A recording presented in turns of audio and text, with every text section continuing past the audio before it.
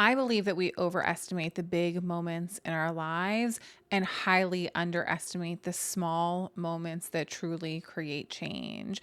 When I think about the things that I have achieved in my life, over 100 pounds of weight loss, overcoming 20 years of binge eating, paying off $60,000 in debt, buying my dream car in cash, and generating millions of dollars within my business, those things did not happen because of one huge, massive decision that I decided to make. Those moments happened because of small, tiny, micro decisions that I decided to make over and over and over again. And today I want to share with you the habits that help me create the life that I have for myself so that you can also create the success that you have been craving and understand that it is happening right now. The decisions that you are making for yourself today, the habits that you are choosing to participate in, are leading you in a direction in your life. And those habits are either leading you in the direction that you want to go, or they're leading you in the opposite direction. So today, I hope that you will open your eyes to realizing maybe there are some habits that you need to start incorporating in your life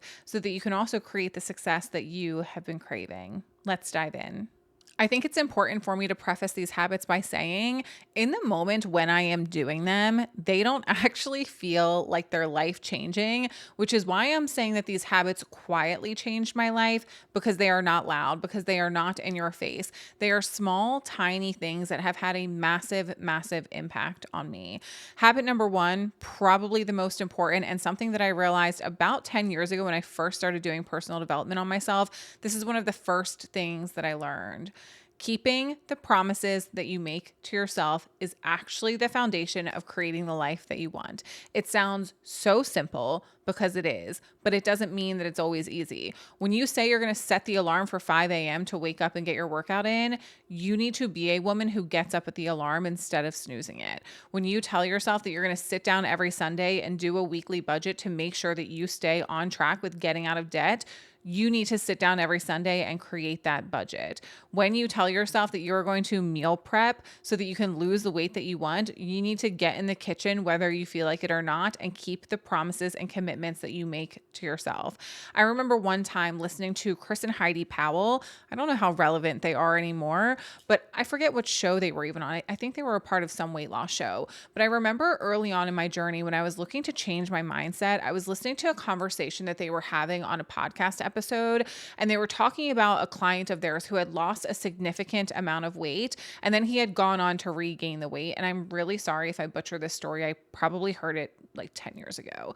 But he was saying that when he sat down with his client and talked about what actually happened, he had basically said that he went to a fast food restaurant, and instead of ordering a Diet Coke, he got a regular Coke. And that decision to buy a regular Coke instead of a Diet Coke, consuming those calories while on a weight loss journey, made him feel a lot of guilt.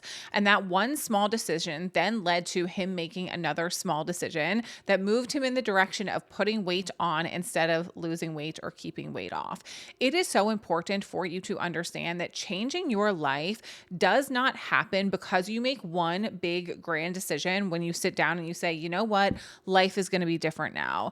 Your life changes when you wake up every single day and make a commitment to being a different person. When you make a commitment to keeping the promises that you make to yourself, when you make a commitment to showing up and taking actions that align with who you want to be rather than who you have been. But most people feel like if I sit down on January 1st and make a decision that this year is going to be different, that in and of itself is enough. And I am sorry to break it to you, my love, but it is not. You need to wake up January 1st, January 2nd, January 3rd, and every single day through the month of January. And again, February 1st, February 2nd, February 3rd, and every day of February, all the way through the entire year in order to make and create a different life for yourself.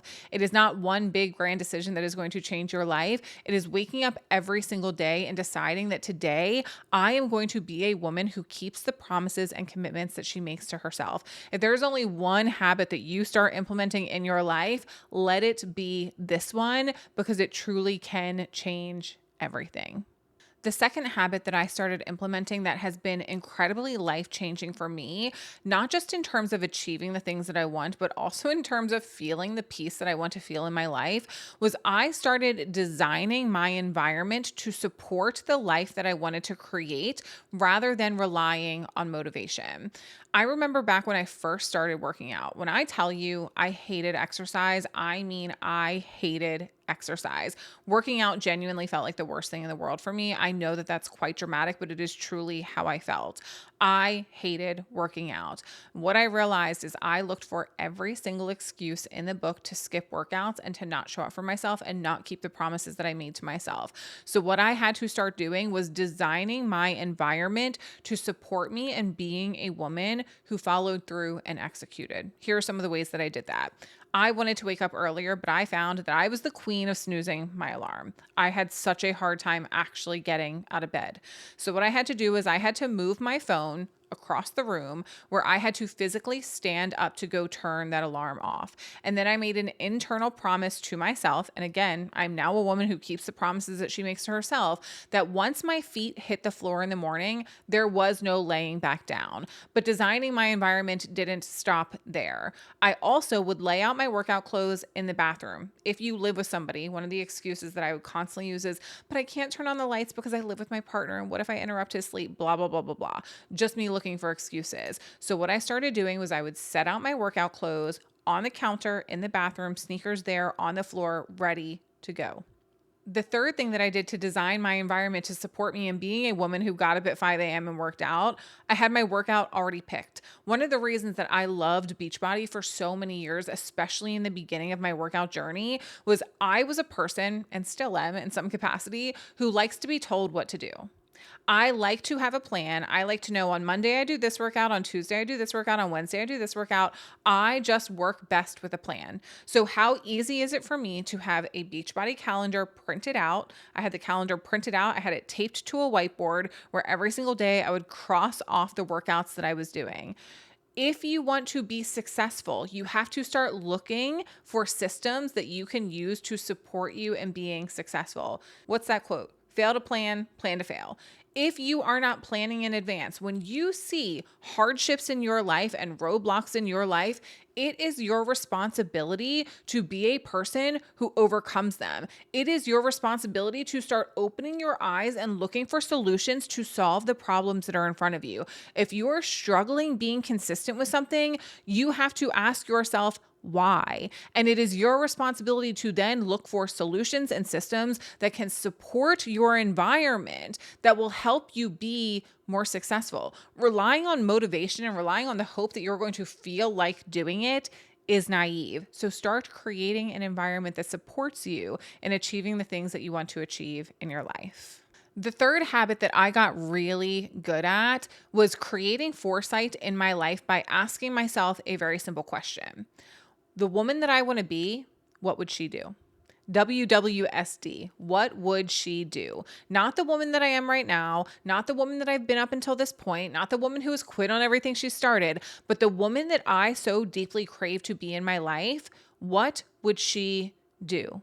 How would she respond when the 5 a.m. alarm goes off? How would she respond when it's time to meal prep? How would she respond when it's the decision of either going home and eating the food that she has at home or going through the drive-thru? How would she respond when she wants to skip the gym? How would she respond when she would rather sleep in 20 minutes and get up and put on makeup and do her hair? How would she respond? When you can create foresight and start thinking about the future version of yourself, everything will change. You know, my girlfriends joke with me a lot when we go out. They're like, Jessica, I've never really seen you drunk. Like you never really get there. Like you never really go there. You never really get to a place where you really let go and like let all of your inhibitions be. And I'm like, well, first of all, that's my choice in my business, not your decision to make for me. But the reason that I don't behave like that, the reason that I don't over drink or over party is because I am constantly thinking about the future version of myself. And I'll be honest, sometimes it robs me from having fun in the current moment because I'm thinking about how I'm going to feel in the future. But I actually love that quality about myself because I am constantly looking out for me. Are you looking out for yourself? You look out for so many people in life, your kids, your partner, your boss, your coworkers. You are constantly looking out for people. When is the last time that you looked out for the future version of you? So when you're confronted with a choice and an opportunity to make a decision, I want you to ask yourself, how would the future version of me respond to this? How would the future version of me behave? What would she do? The version of me that I want to be? And can I align the choice that I make here now in this moment with the version of me that I so desperately say I want to become, instead of what just feels like the autopilot choice for me right now? At the end of the day, if you want to become a different version of you, it's going to require you to start making different choices. So start asking yourself, what would she do? The fourth habit that genuinely changed my life was I started celebrating consistency rather than seeking perfection. So many people have these two words confused.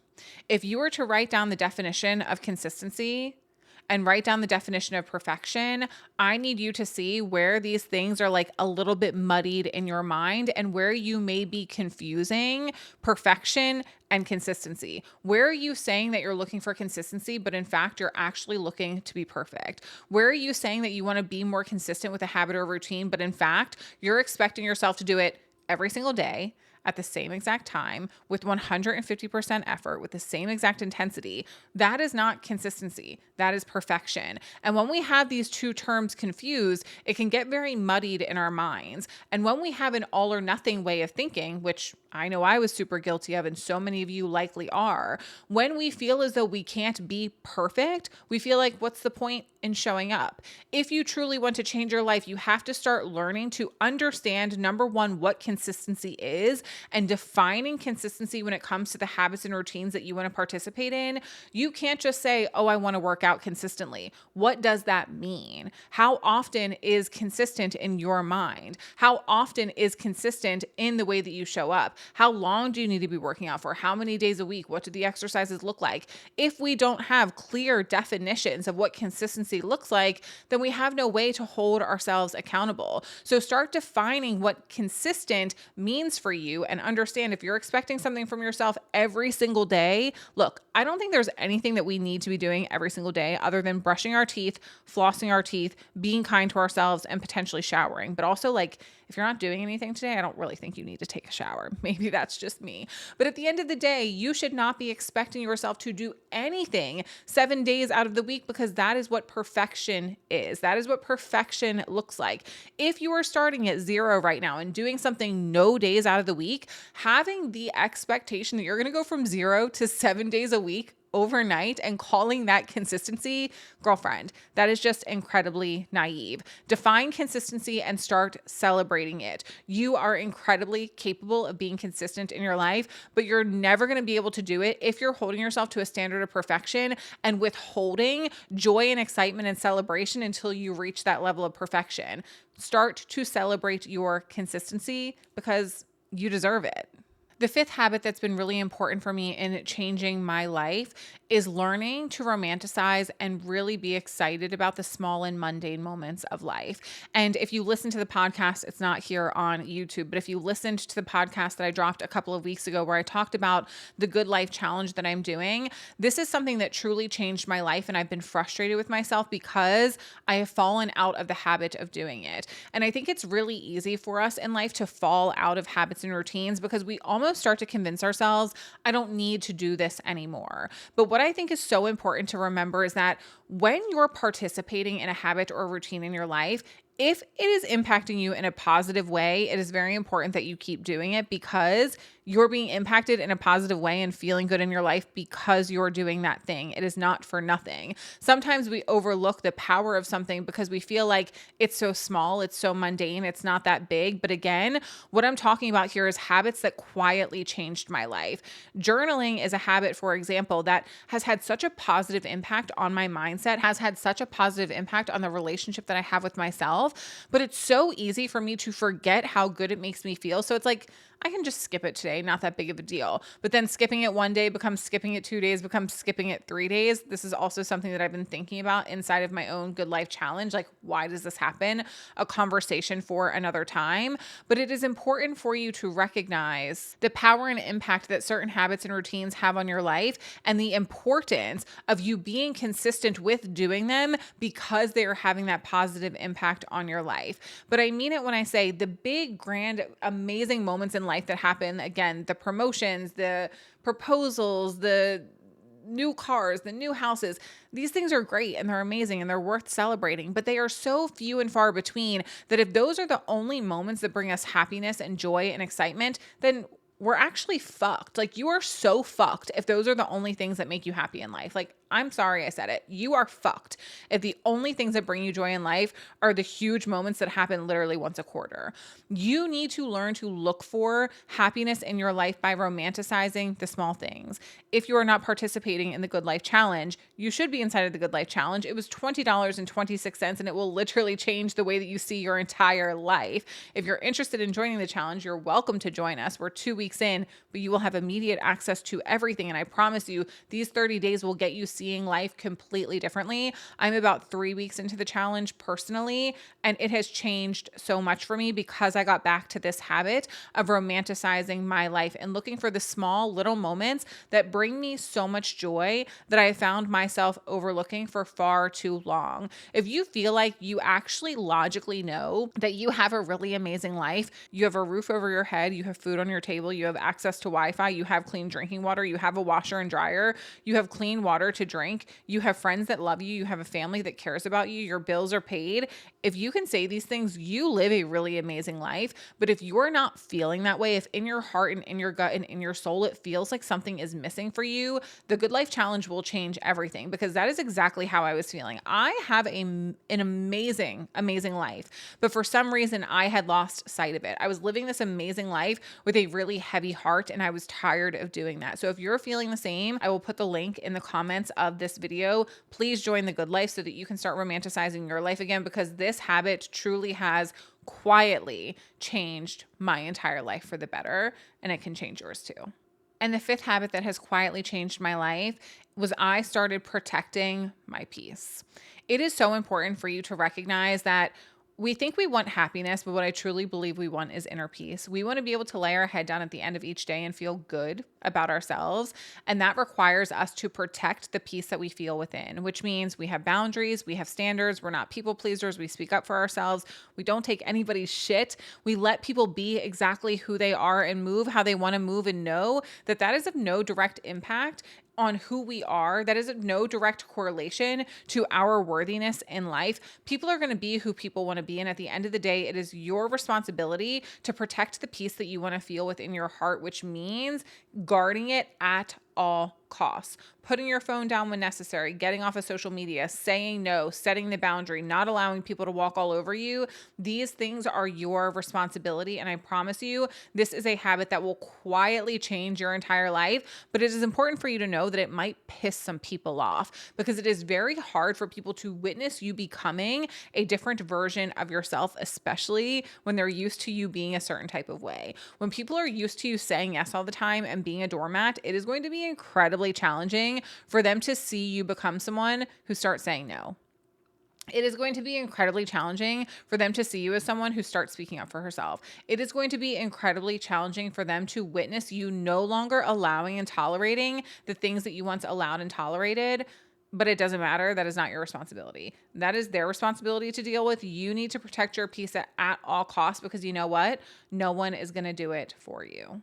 The truth is, if you're looking for just one habit that is going to change your life, I wish you luck, because I don't think it actually exists. I think that changing your life truly is a result of dozens and dozens and dozens of small, tiny micro habits and moments and routines that add up over time. And I think that this is why people find changing their lives to be so frustrating, because they're looking for the secret answer. They're looking for the magic pill. They're looking for the one thing that is going to create instant happiness overnight. And I don't know that that exists. But what you can do is start implementing the things that make you feel better on a daily basis and be consistent with them over time. and watch the way that your life changes. I love you guys so very much. Thank you for tuning into another episode of the Queen of Pep Talks podcast. I hope that you have the most amazing day of your whole entire life, and I will talk to you next week on a brand new episode here on the Queen of Pep Talks podcast. See ya.